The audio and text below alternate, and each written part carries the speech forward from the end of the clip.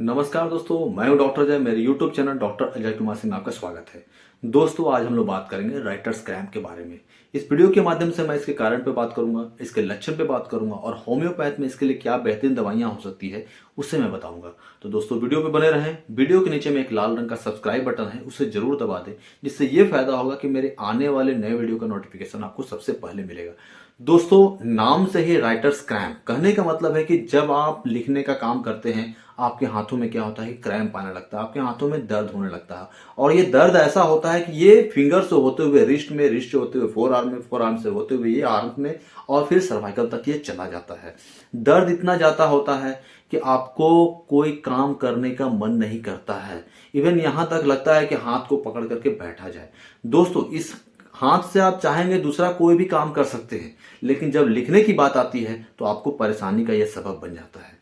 आप इस हाथ से खाना खा सकते हैं, इस हाथ से यहां तक कि अगर आपको बोला जाए कि धागे को सुई में पिरोया जाए तो वो आप कर लेते हैं।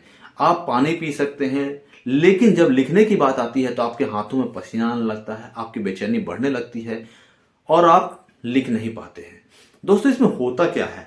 अगर देखिए, इसका जो एग्जैक्ट कारण अभी तक पता नहीं है, लेकिन दोस्तों इसमें क्या होता है कि जो ब्रेन से जो फोर आर्म्स के बीच में यानी मसल्स के बीच में जो कोऑर्डिनेशन होना चाहिए, न्यूरो ट्रांसमिशन वे के थ्रू जो कोऑर्डिनेशन होना चाहिए, वो क्या होता है, डिस्टर्ब हो जाता है। इसका जो पाथवे जो होता है, न्यूरो ट्रांसमिशन का जो पाथवे होता है वो डिस्टर्ब हो जाता है, जिससे कारण क्या होता है कि वो कोऑर्डिनेशन नहीं बन पाता है और इसमें इनवॉलेंट्री मूवमेंट होने लगता है।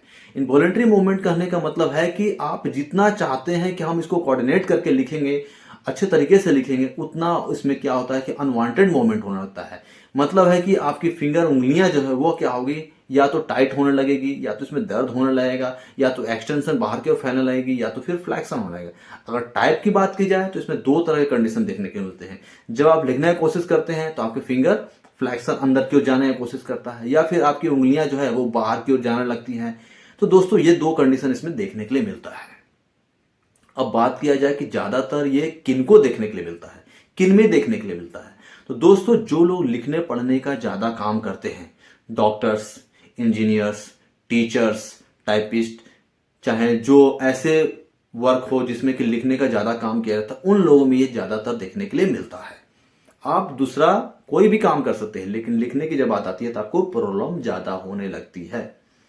अब दोस्तों, हम लोग बात करते हैं कि होम्योपैथ की कौन सी बेहतरीन दवाइयां हैं। होम्योपैथ की कौन सी बेहतरीन दवाइयां हैं इसमें, जिससे अगर रेगुलर वे में कुछ दिनों तक लिया जाए तो आपके प्रॉब्लम सॉल्व हो जाते हैं। दोस्तों, मेडिसिन बताने से पहले एक चीज मैं बोलना चाहूंगा कि मेडिसिन सिर्फ आपकी जानकारी के लिए है।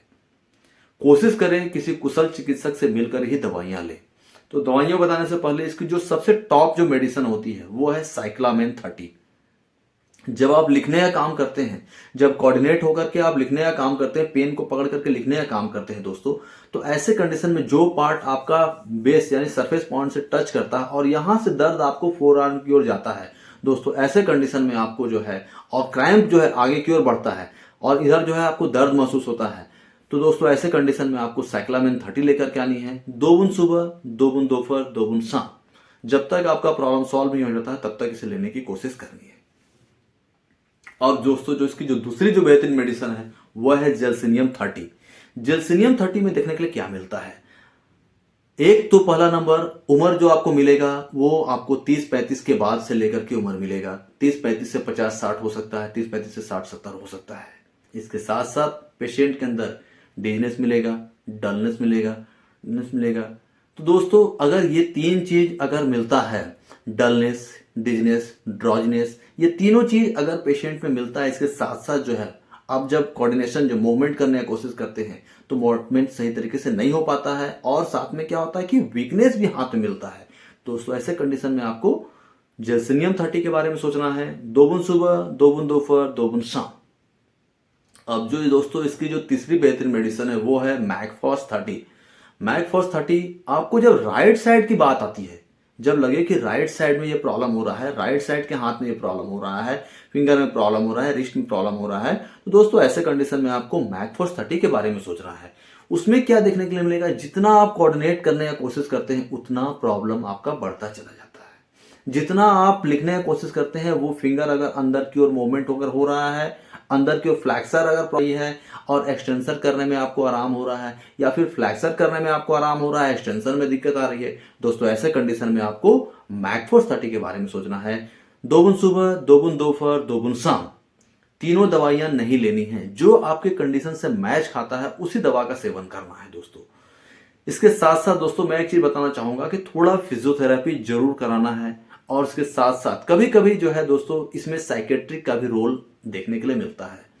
तो दोस्तों अगर आपको मेरा वीडियो अच्छा लगा है तो इसे लाइक करें, शेयर करें, सब्सक्राइब करें।